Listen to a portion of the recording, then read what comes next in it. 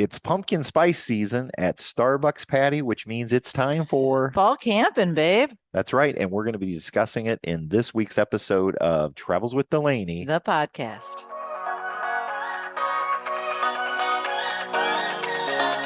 Hey, everyone. My name's Patrick. I'm Patty. And we are Travels with Delaney. We have been RVing now for over 17 years. Wow. We've owned 10 different RVs.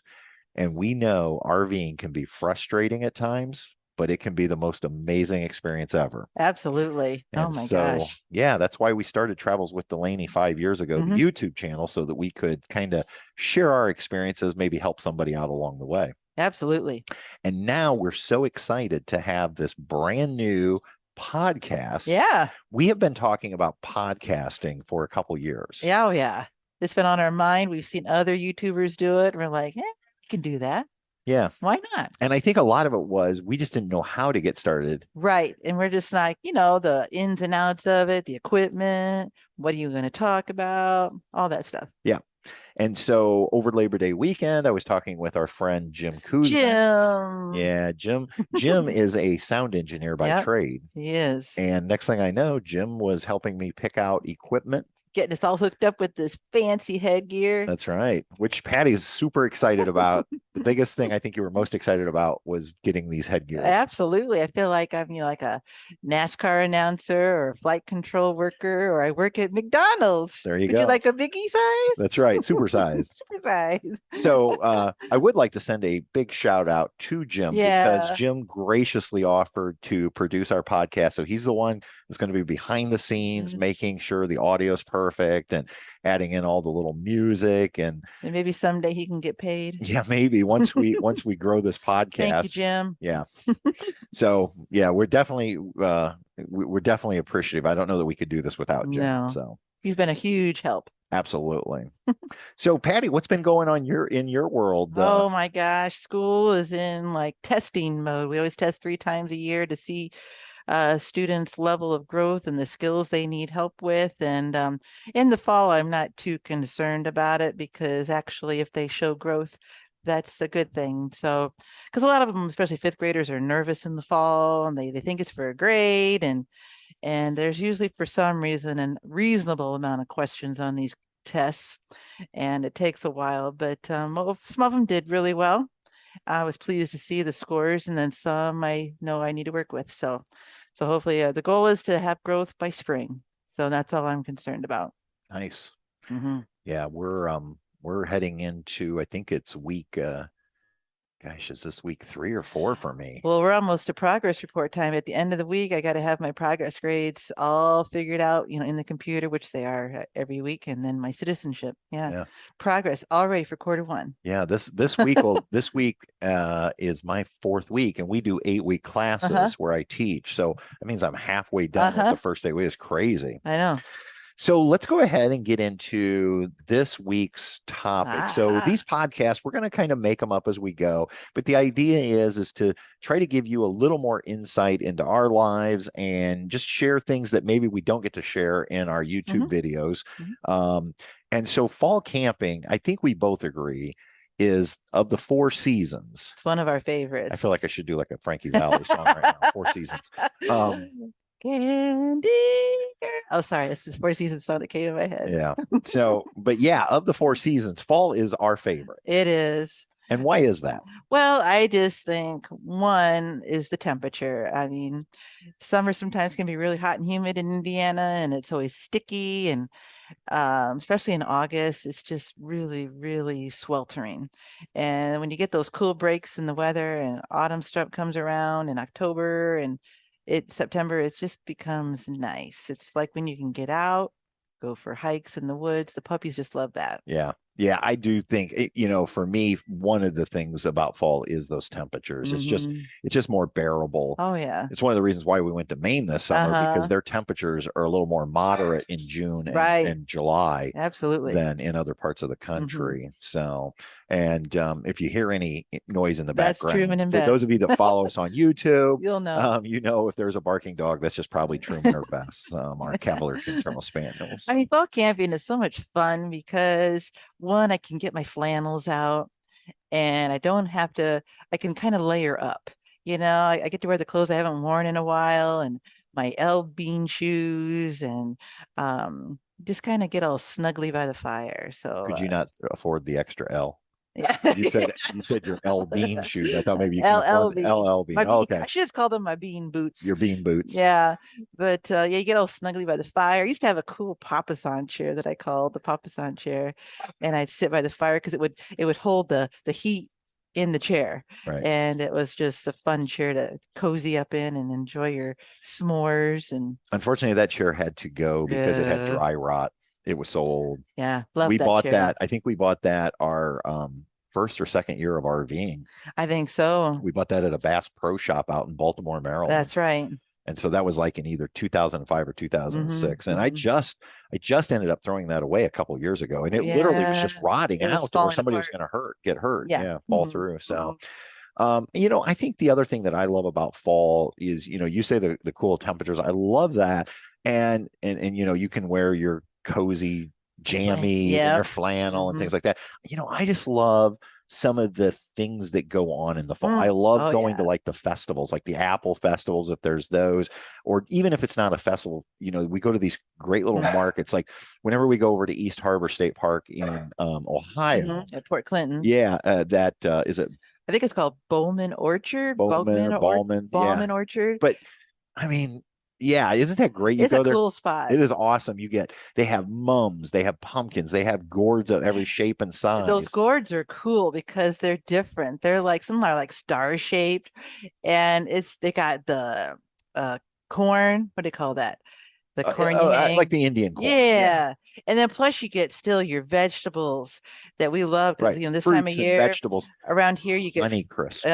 Honeycrisp apples and squash. You can do those meals on the fire with your that squash you do. Oh, the acorn squash. Yeah.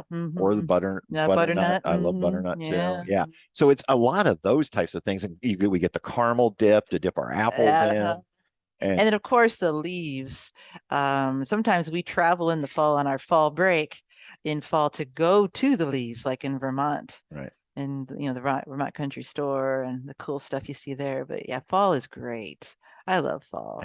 And apple cider, which you just happen to be drinking today. I am. We got my first apple cider of the season. Which is not the fresh kind. That wasn't like locally squeezed at the local orchard. It's a Mott's that I found.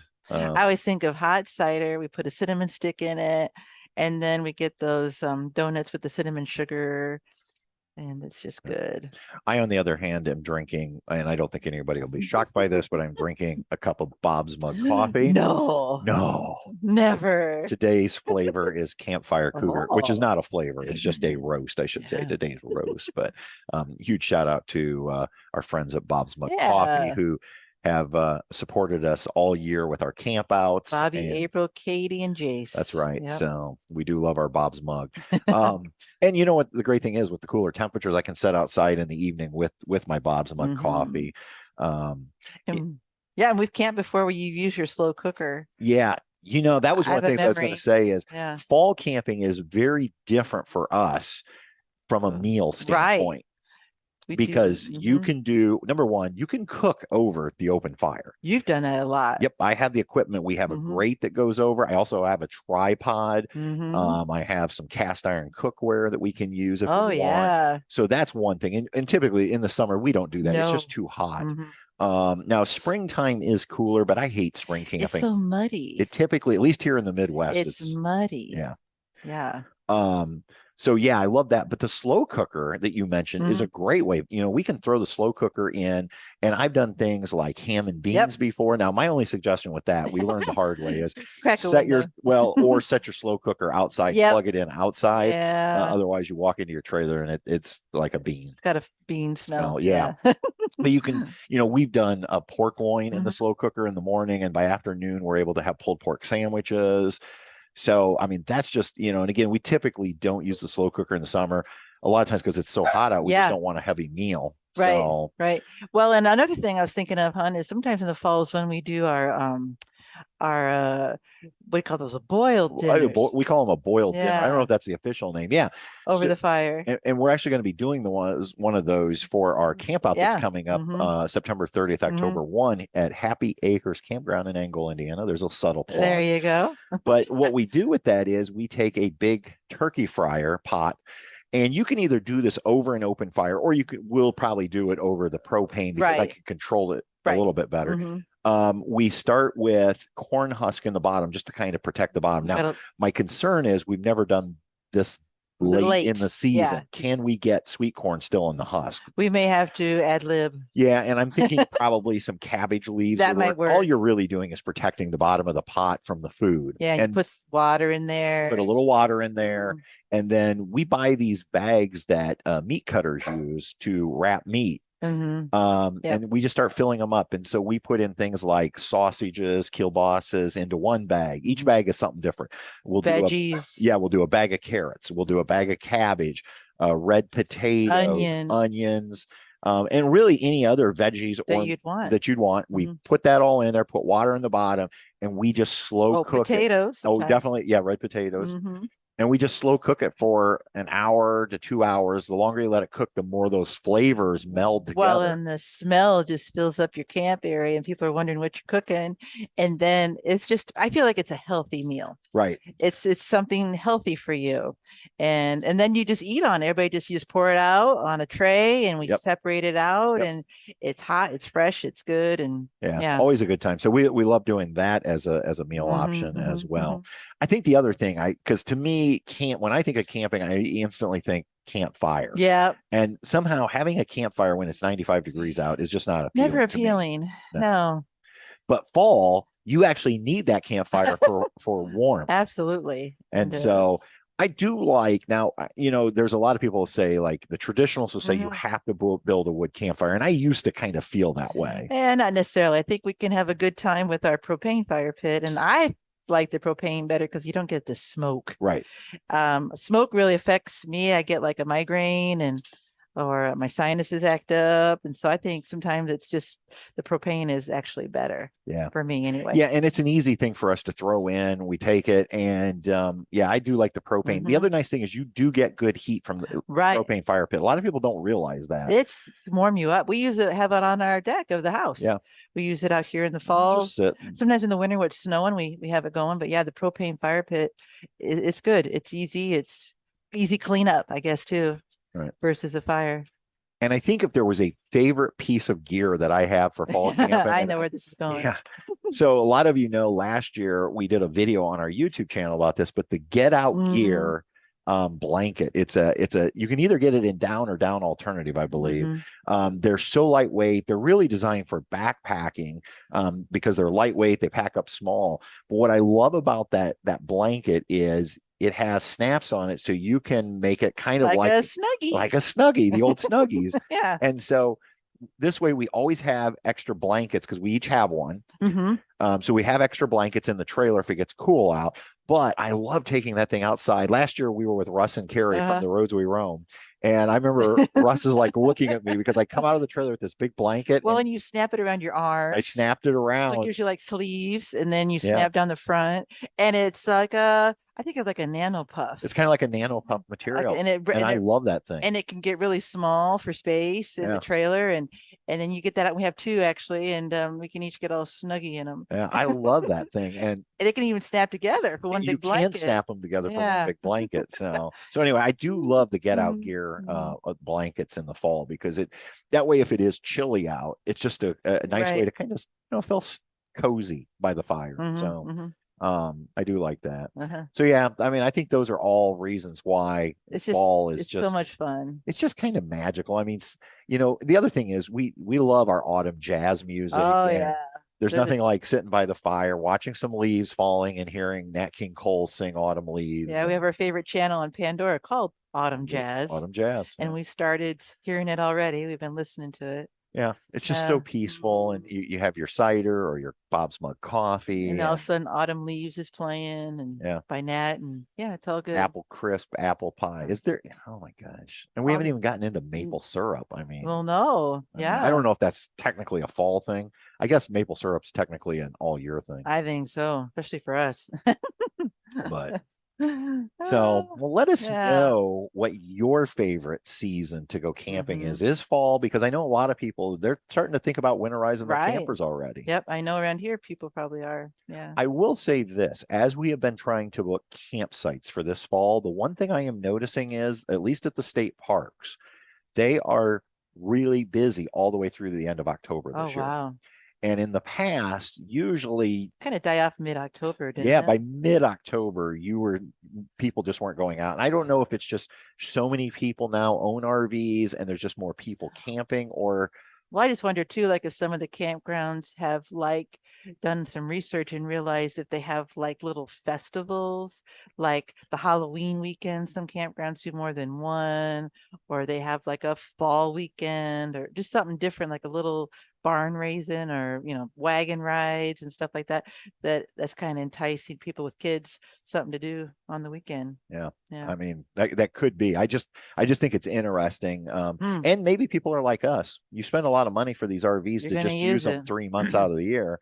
And in a future podcast, we will talk about our second favorite season, which most people are going to be shocked when we say it's winter. But we're going to talk in a future episode about how we winter camp. Yeah, love winter camping too. Yeah, it's a close second behind fall. It is. So each week we're going to try to provide you with what we call a Delaney pro tip. Something, something. Ooh, it sounds fancy. Fancy. Yeah, but just something maybe we've learned along the way that might help you out. And we thought, since this week's episode, we were actually talking about fall camping. Yeah.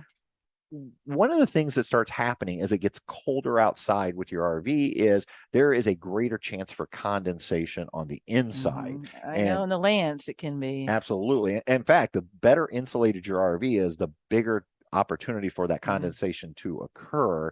And so what we've learned over the years is one way to kind of combat the condensation, which the reason we're concerned about is not only does it make your walls and your ceiling damp, but it can cause mold and mildew. Right. Especially like on, I think of our slide out with the cushions. Yeah. We've noticed in the past, if we didn't do a cracking of a window per se, that during the evenings, that would just get kind of wet back there. And we don't want that mold to grow, or like under the mattress or any places like that where it could get wet along the walls.